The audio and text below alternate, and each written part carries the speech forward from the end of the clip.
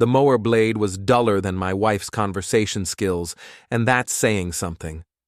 I'd been hunched over that piece of junk for 3 hours in my shop, trying to get it sharp enough to cut grass instead of just beating it into submission. The fluorescent light overhead buzzed like an angry wasp, casting harsh shadows across my workbench. Outside, October wind rattled the metal siding of Weston Landscaping's headquarters, which sounds impressive until you realize it's just a converted garage behind my house. My phone buzzed. Text from Cara. Emergency at Mom's. Need to help her move furniture. Won't be home until late. I squinted at the screen. Cara's mom lived in Florida, had for the past 5 years. Either she'd developed teleportation powers, or my wife was lying through her perfectly veneered teeth. I set down my file and wiped grease off my hands with an old rag. 48 years old, and I was still falling for the same bullshit that probably fooled cavemen. Grog hunt mammoth. Back soon. Meanwhile, Grog was probably off with some other cave woman, discovering fire in new and creative ways. The smart thing would have been to go home, crack open a beer, and pretend I believed her. But I'd never been accused of being smart. Ask my first wife. Ask my business partner who cleaned out our accounts in '09. Ask anyone in this god-forsaken town of Millbrook, population 12,000 and dropping. Instead, I locked up the shop and climbed into my battered Ford pickup. The engine coughed to life like an old man with emphysema. If Cara was helping her mom move furniture, I was the Pope.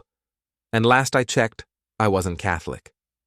20 minutes later, I was parked across from the Sunset Motel, watching my wife's Honda Civic sit in the lot like evidence at a crime scene. The Sunset wasn't the kind of place you took your wife for an anniversary. It was the kind of place you took someone else's wife when you wanted to keep things quiet. The neon sign flickered, no vacancy, but half the letters were burned out, so it read, no vacant. Seemed appropriate. My marriage had been missing a few letters for a while now. I sat there for an hour, hands gripping the steering wheel, trying to decide what the hell I was doing. Maybe she really was helping someone. Maybe the Honda belonged to someone else. Maybe pigs would sprout wings and start delivering my morning coffee. That's when I saw him walking out of room 237, my stepson Jake. 26 years old, personal trainer at the fancy gym downtown, built like he bench-pressed Volkswagens for fun. Cara's son from her first marriage. The kid I'd helped raise for the past 8 years. The ungrateful little bastard who called me Eli instead of Dad, and looked at me like I was something he'd scrape off his designer sneakers. He was adjusting his shirt, hair messed up, looking around the parking lot like he was checking for witnesses. Which, technically, he was. I felt something cold settle in my stomach, like I'd swallowed a handful of ice cubes. This wasn't happening. This couldn't be happening. There had to be an explanation. Maybe Jake was helping Cara with... What? What innocent reason could there be for my wife and her son to be leaving a motel room together in the middle of the afternoon? My brain kept trying to find alternatives, but my gut knew the truth. Sometimes your gut knows things before your brain catches up. Sometimes your gut is smarter than you are. Jake got in his black Mustang, the one I'd helped him buy by co-signing the loan, and drove off without looking back. 5 minutes later, Cara emerged from the same room, checking her phone, smoothing down her blonde hair. She looked guilty as sin and twice as satisfied. I watched her drive away, then sat in my truck for another 20 minutes, staring at room 237. The door was painted blue, peeling around the edges. There was a small window with thin curtains that didn't quite meet in the middle, a place where my marriage had just ended. The funny thing about betrayal is how quiet it is. You expect explosions, screaming, dramatic music. Instead, you get a flickering motel sign and the sound of traffic on Route 9. You get the smell of your own sweat and the taste of copper in your mouth, like you'd been chewing pennies. I started the truck and drove home. Cara's car wasn't in the driveway yet. She was probably stopping somewhere to establish an alibi, Maybe buying groceries so she could mention the long checkout lines. Maybe calling her mom in Florida to coordinate their stories. Inside our house, with the mortgage I'd been paying for 8 years, everything looked normal. Cara's coffee cup in the sink, her magazines on the counter, her life, continuing as if she hadn't just blown up mine. I opened a beer and sat at the kitchen table, staring at the wall. We had pictures there. Wedding photos, family photos, Jake's graduation from personal trainer school, all of us smiling like we meant it. My phone buzzed. Text from Cara. Mom's back is worse than we thought. Might be here until midnight. Love you. Love you. I finished my beer and opened another one. Then I started planning. Cara came home at 11:47 p.m., smelling like soap and lies. I was in my recliner, pretending to watch the news, when she walked in carrying takeout bags from Giuseppe's. Thought you might be hungry, she said, kissing the top of my head like she always did. Like nothing had changed. Mom sends her love. How's her back? I asked, not looking up from the TV. Oh, you know. Getting older isn't fun. We moved her dresser and a bookshelf. Nothing too heavy, but at her age. Cara shrugged out of her jacket. I'm exhausted. Mind if I grab a quick shower? Go ahead. She paused at the bottom of the stairs. You okay? You seem quiet. I looked at her then. Really looked. Blonde hair that cost more than my monthly truck payment. Blue eyes that used to make me forget my own name. 31 years old, 17 years younger than me, still beautiful enough to stop traffic. Still young enough to want things I couldn't give her. Just tired, I said. Long day. She smiled, that same smile that had convinced me to marry her 3 years ago. Well, eat something. I got your favorite. After she went upstairs, I opened the takeout containers. Chicken parmigiana, garlic bread, Caesar salad. My favorite. She'd remembered, even after spending the afternoon screwing her son in a Fleabag motel. The shower started running upstairs. I pulled out my phone and called my oldest friend. Digger's bar, a gravelly voice answered. Mark, it's Eli. You still there? Where else would I be? It's Tuesday night in Millbrook. This place is jumping. Mark Dixon had owned Digger's bar for 15 years, ever since he retired from the police force. We'd known each other since high school, back when we both had hair and hope. You sound like shit. I need to talk to someone. You free tomorrow? For you? Always. Everything okay? I listened to the water running upstairs, washing away evidence. No, nothing's okay. Come by around noon. Lunch crowd will be gone. Dinner crowd won't be here yet. We'll have privacy. Thanks, Mark. Eli, whatever it is, we'll figure it out. I hung up and stared at my reflection in the black TV screen. 48 years old, gray creeping into my brown hair, lines around my eyes from squinting in the sun. Not ugly, but not Jake either. Not young, not built, not exciting. Just Eli Weston, small-town landscaper, married to a woman who'd rather sleep with her son than her husband. The shower stopped. I heard Cara moving around upstairs, probably putting on one of those silky nightgowns she wore when she felt guilty about something. She'd come downstairs smelling like vanilla body wash, curl up next to me on the couch, maybe suggest we watch a movie. She'd play the loving wife, and I'd play the oblivious husband, and we'd both pretend everything was fine. But everything wasn't fine.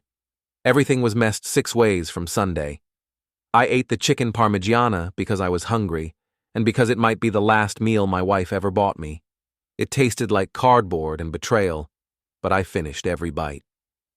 Cara came downstairs 20 minutes later, wearing a blue nightgown that matched her eyes. She curled up next to me, smelling like vanilla and secrets. What are you watching? She asked. News. Same shit, different day. She laughed, that musical sound that used to make my chest tight with happiness. Now it just made me want to throw something.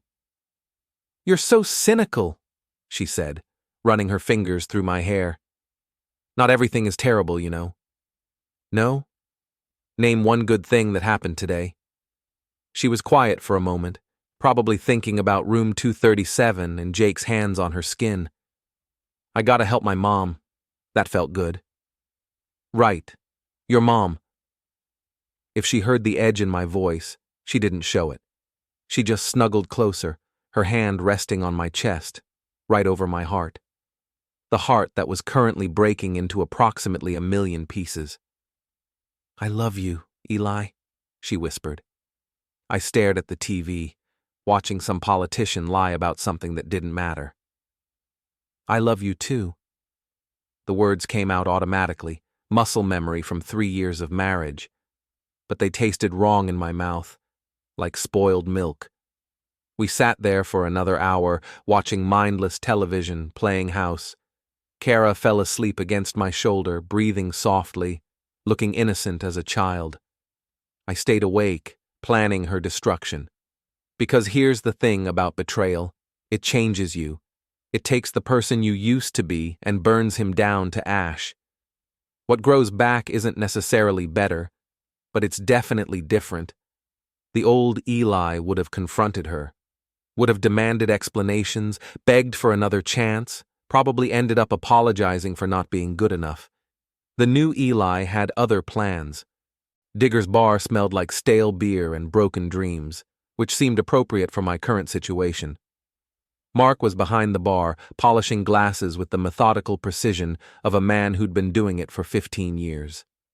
The lunch crowd had cleared out, leaving just me, Mark, and an old-timer named Pete, who came in every day to nurse 2 beers and complain about the government.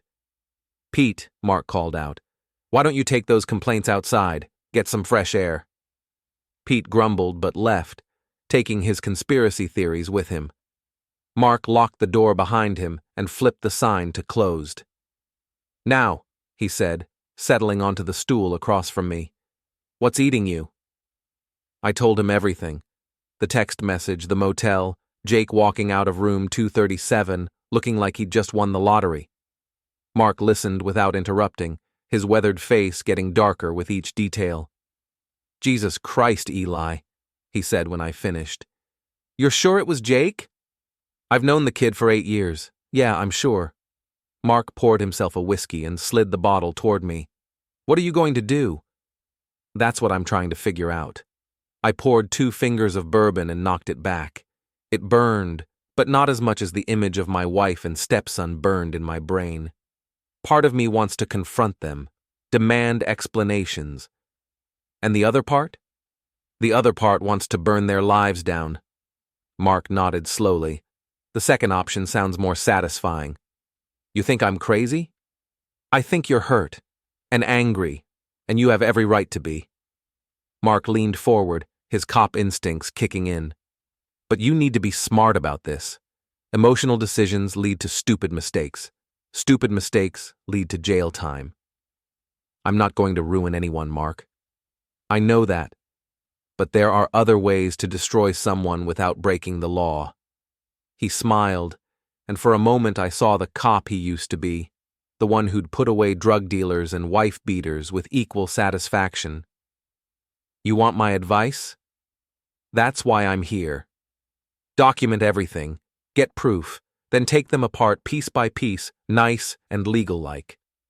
How do I get proof? Follow them around with a camera? Maybe. Or maybe we get creative. Mark pulled out his phone. I still have friends on the force. Guys who owe me favors. The Sunset Motel has security cameras. They'd give you the footage? For the right price, they might have a technical malfunction. Accidentally save a backup to the wrong drive. These things happen. I felt something dark and satisfied uncurl in my chest.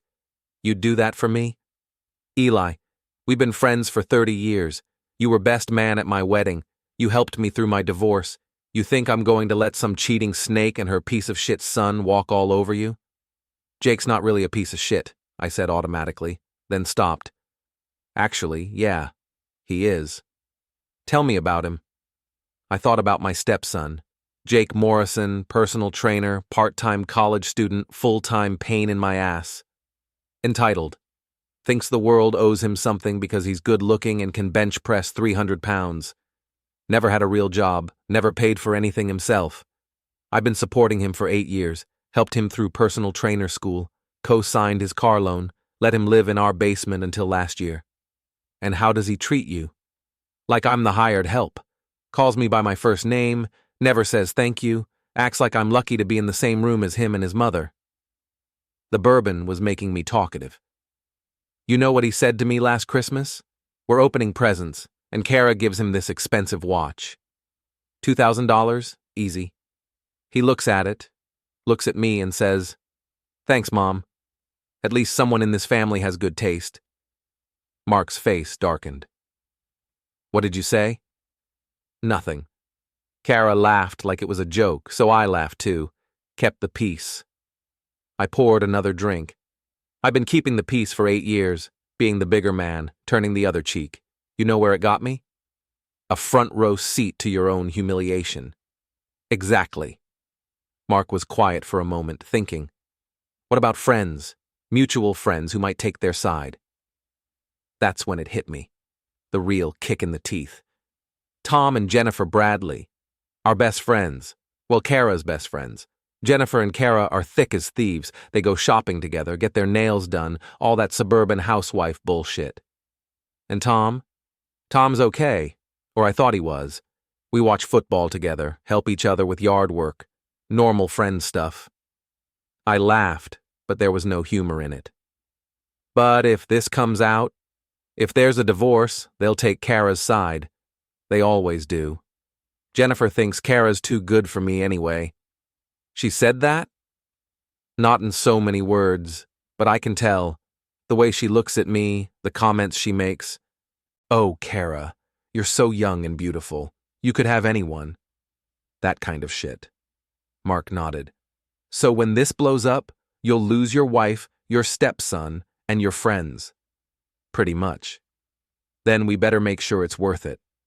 He pulled out a notebook and started writing. Here's what we're going to do. First, we get that security footage. Second, we document everything. Times, dates, places. Third, we wait. Wait for what? For them to get comfortable. Sloppy. Right now they think they're being careful. But affairs make people stupid. They'll start taking risks, meeting in public, getting careless with their phones. And when they do, we'll be ready. I felt a smile tug at the corners of my mouth. The first genuine smile I'd had in 24 hours.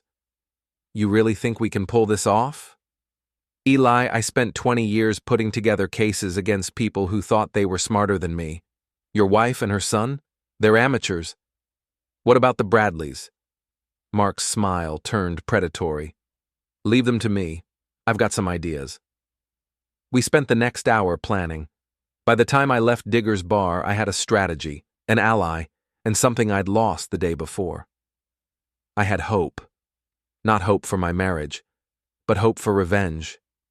Hope for justice. Hope for the kind of satisfaction that comes from watching your enemies destroy themselves. It was a different kind of hope, darker and more dangerous than anything I'd felt before. But it would do. The security footage was grainy but clear enough. Mark's police contact had come through, delivering a USB drive with 3 hours of Sunset Motel parking lot surveillance. We watched it in the back room of Digger's bar, Mark's laptop casting blue light on our faces. There, I said, pointing at the screen. 2:17 p.m., that's Cara's Honda. We watched my wife park, check her phone, and walk to room 237. She had a key. That stung more than it should have. It meant this wasn't their first time. They'd been doing this long enough to get comfortable, long enough to plan ahead. And there's Loverboy, Mark muttered, as Jake's Mustang pulled up 20 minutes later.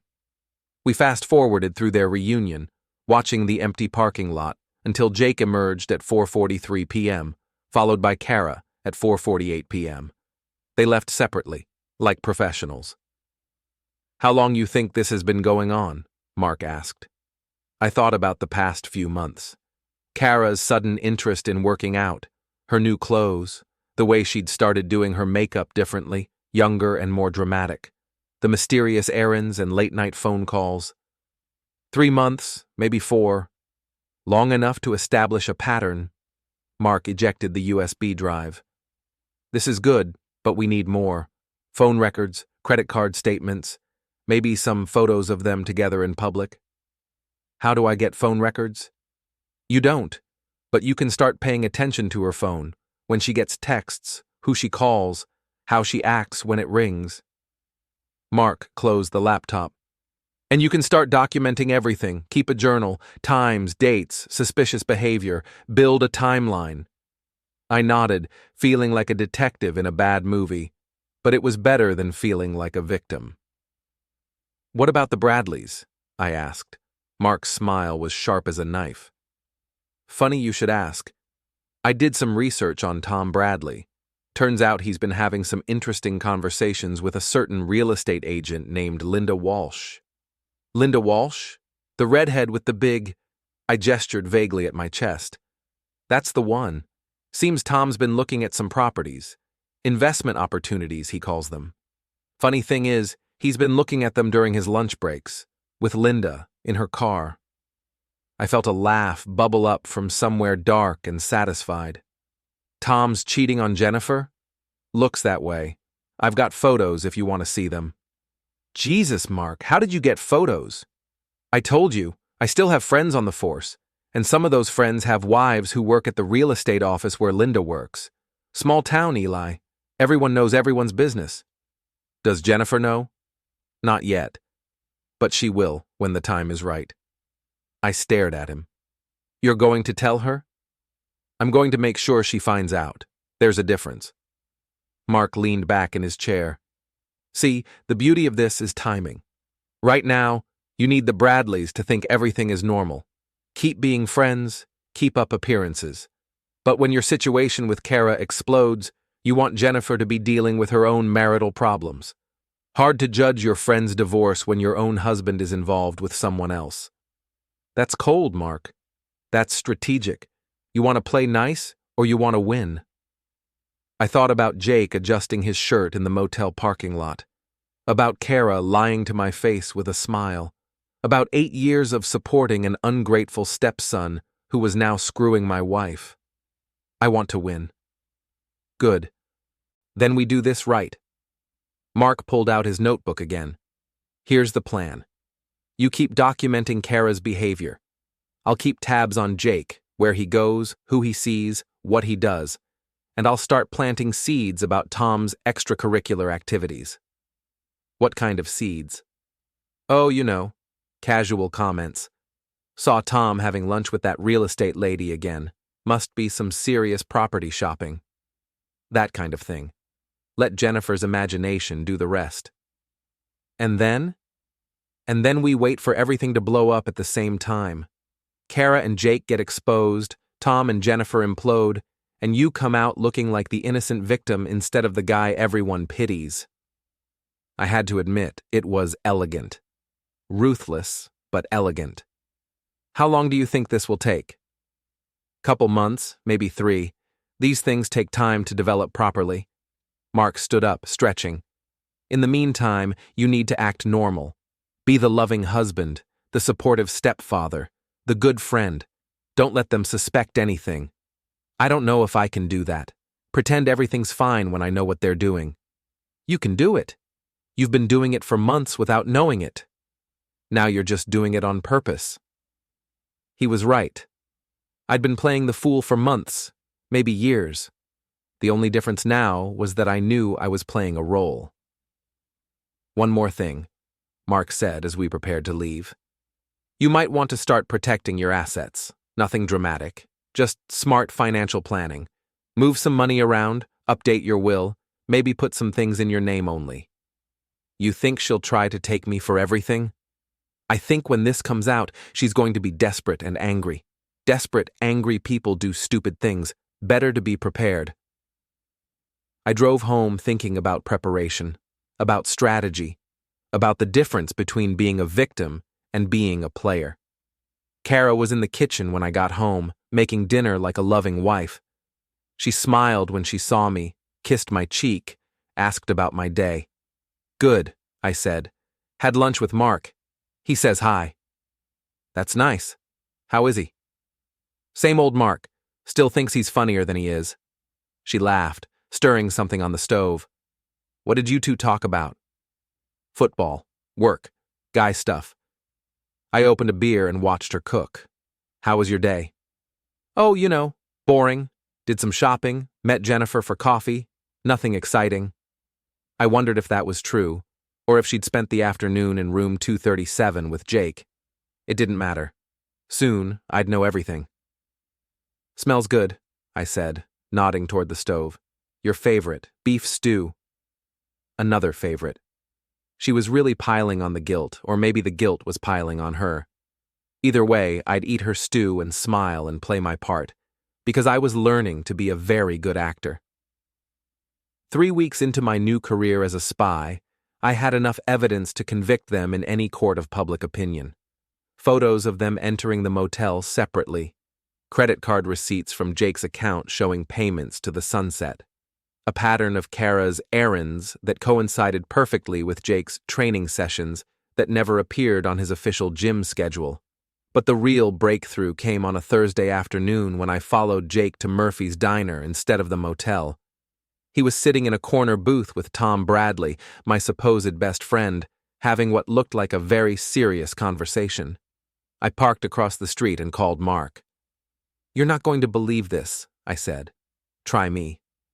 Jake and Tom are having lunch together, at Murphy's. Mark was quiet for a moment. That's interesting. Any idea what they're talking about? They look pretty intense. Lots of gesturing, serious faces.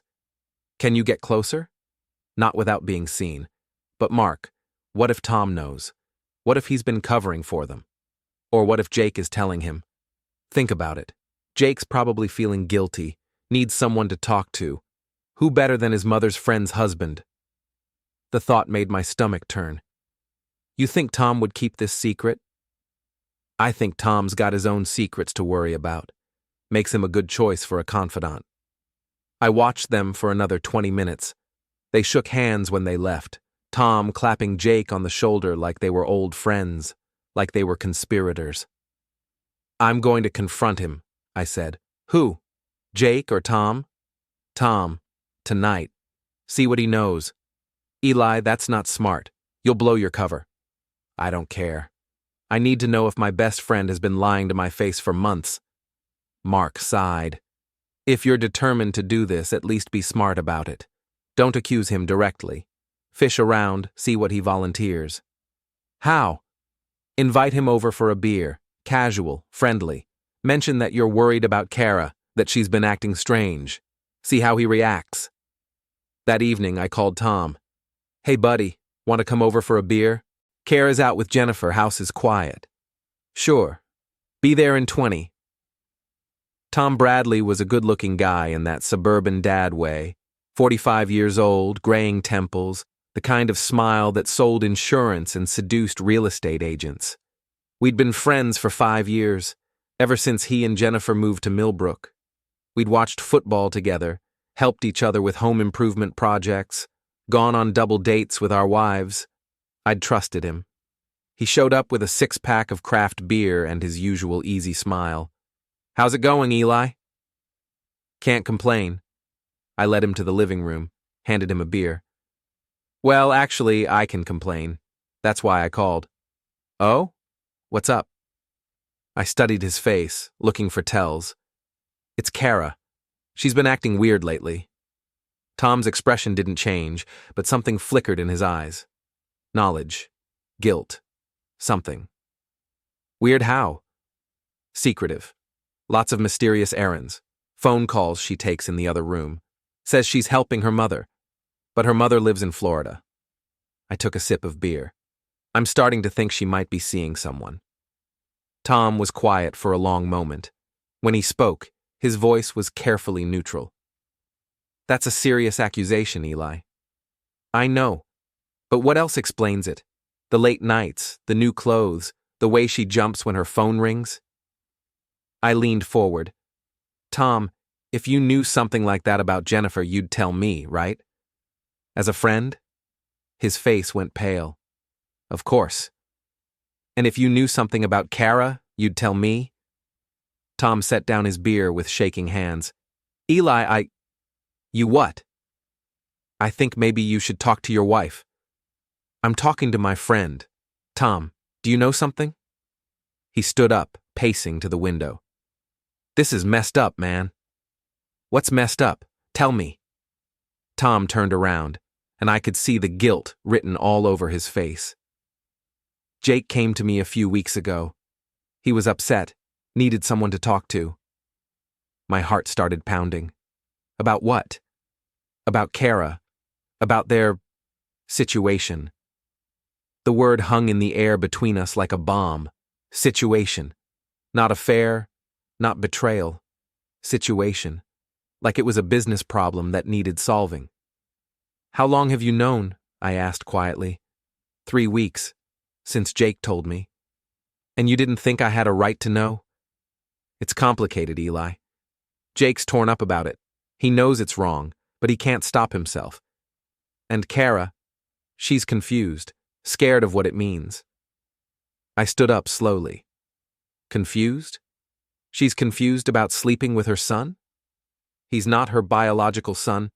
He's my stepson. I raised that kid. I paid for his education, his car, his life. I was shouting now, 8 years of suppressed anger finally finding its voice. And you think she's confused? Tom backed away. Eli, calm down. Calm down? My wife is screwing my stepson. My best friend has been lying to me for weeks, and you want me to calm down? It's not that simple. It's exactly that simple. She's cheating, you're covering for her, and I'm the idiot who trusted both of you. Tom's face flushed. You want to know why I didn't tell you? Because I knew you'd react like this, like a crazy person. I'm crazy? I'm not the one sleeping with my stepson.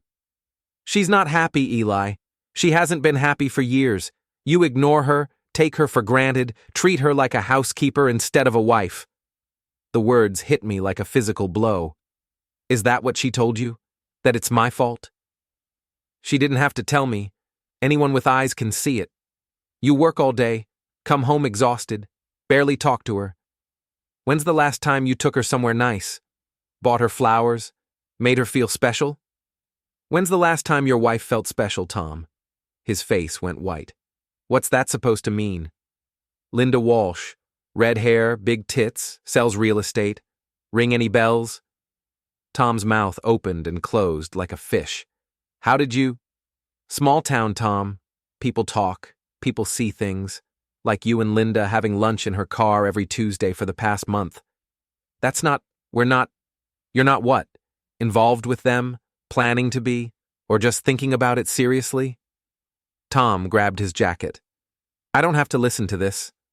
No, you don't. Just like I don't have to listen to you lecture me about being a good husband while you're shopping for your own piece of ass. He stopped at the door. Eli, I'm sorry. About Cara, about not telling you. But this isn't going to end well for anyone. It already hasn't ended well. The question is how bad it's going to get. After he left, I sat in my living room, shaking with rage and adrenaline. My marriage was over. My stepson was a backstabbing piece of shit. My best friend was a hypocritical coward. But for the first time in weeks, I felt something like relief. The pretending was over. The games were done. Now came the reckoning. I called Mark. It's time, I said when he answered. Time for what? Time to burn it all down. The plan was elegant in its simplicity. Friday night, Jennifer's book club meeting. Every month, 8 suburban wives gathered to drink wine and pretend they'd read whatever Oprah recommended. This month it was at our house, which meant Cara would be busy playing hostess while I made myself scarce. Except I wasn't going to make myself scarce. Mark had everything ready. The security footage, printed photos, phone records he'd obtained through methods I didn't ask about. A complete dossier of my wife's affair with her son, and Tom's budding romance with Linda Walsh. You sure about this? Mark asked, as we sat in his truck outside my house. Once you do this, there's no going back. There's already no going back. Through the living room window, I could see the book club in full swing. 8 women with their wine glasses and their gossip, including Jennifer Bradley, who was about to have a very educational evening. "Give me 10 minutes," I said. "Then bring in the evidence." I walked into my own house like I was walking into battle. "Eli!" Cara looked up from the couch, surprised and annoyed. "I thought you were going to Mark's." Change of plans. I smiled at the group. "Ladies, sorry to interrupt, but I have something to share with everyone." "Honey, we're in the middle of discussing the book. This won't take long." I pulled out my phone. "I want to show you all some pictures from my recent photography hobby." Jennifer laughed. "Since when do you take pictures?" "Since I discovered how interesting my wife's daily routine really is." The room went quiet. Cara's face drained of color. I held up my phone, showing the first photo, Cara walking into the Sunset Motel. "This is from last Tuesday. Notice the timestamp, 2:15 p.m. Cara told me she was grocery shopping." "Eli, what are you doing?" Cara's voice was barely a whisper. "I'm sharing my art." I swiped to the next photo, Jake's Mustang in the motel parking lot. And here's an interesting coincidence. My stepson Jake, arriving at the same motel 20 minutes later. The women stared at the phone like it was a snake. Jennifer's wine glass slipped from her hand, shattering on the hardwood floor. "And here," I continued, swiping again, "is them leaving. Separately, of course. Wouldn't want anyone to get the wrong idea." "Stop," Cara whispered. "Please." "But wait, there's more." I was enjoying this now, the shocked faces, the delicious silence. "I've got 3 months' worth of documentation, dates, times, locations, a real family affair." That's when Mark walked in, carrying a manila folder. "Sorry I'm late," he announced to the room, "but I brought some additional materials for tonight's presentation." Jennifer found her voice. "What the hell is going on?" Mark opened the folder with theatrical flair. "Well, Jennifer, since you asked, your husband Tom has been having lunch dates with Linda Walsh from Century 21 Realty. Very intimate lunch dates, in her car, with the windows fogged up." He spread photos across the coffee table like he was dealing cards. Tom and Linda in her red BMW. Tom and Linda holding hands in the parking lot behind Murphy's Diner. Tom and Linda kissing outside the Marriott. Jennifer stared at the photos, her face cycling through disbelief, recognition, and rage. "That snake." "It gets better," Mark continued. "Turns out Tom knew about Cara and Jake's little arrangement. Has for weeks. Jake confided in him, and Tom decided to keep it secret." The room erupted. 8 suburban wives started talking at once, their voices rising in pitch and volume. Accusations flew, questions were shouted, wine was spilled. In the chaos, I caught Cara's eye. She was crying now, mascara streaming down her cheeks, looking young and terrified and guilty as hell. "How could you?" she whispered. "How could I?" I laughed, but there was no humor in it. "Cara, I'm not the one sleeping with my stepson." "You don't understand." "I understand perfectly. You're a cheating whore, Jake's a backstabbing little shit, and Tom's a lying coward. What's to understand?" Jennifer stood up abruptly, photos scattered around her feet. "I'm going home to ruin my husband." "Jennifer, wait," one of the other women started. "Wait for what? To find out what other lies he's been telling me?" Jennifer grabbed her purse. "Eli, thank you for showing me what kind of man I married." She stormed out, followed by the rest of the book club, leaving just me, Cara, and Mark in the wreckage of my living room. Cara was sobbing now, great heaving sobs that shook her whole body. "Eli, please, let me explain." "Explain what? How you decided to sleep with my stepson? When it started? How many times you laughed at me behind my back?" "It wasn't like that." "Then what was it like, Cara? Help me understand how you accidentally ended up naked in a motel room with the kid I helped raise." She couldn't answer. What answer was there? Mark cleared his throat. "I'll leave you two to talk. Eli, call me if you need anything." After he left, Cara and I stared at each other across the ruins of our marriage. "I never meant for this to happen," she said finally. "But it did happen. For months. While you were lying to my face every day. I love you, Eli. I do. You love me so much you're sleeping with my stepson. It's not about love.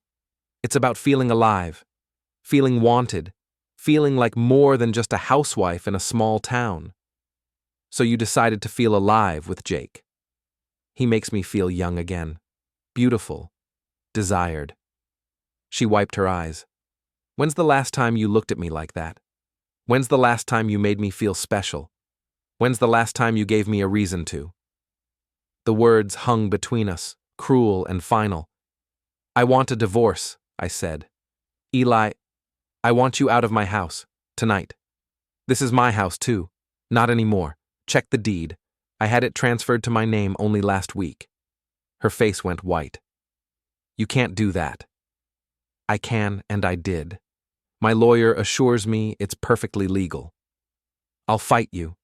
I'll take you for everything." I smiled. "With what evidence? You're an unemployed makeup artist who's been cheating on her husband with her stepson.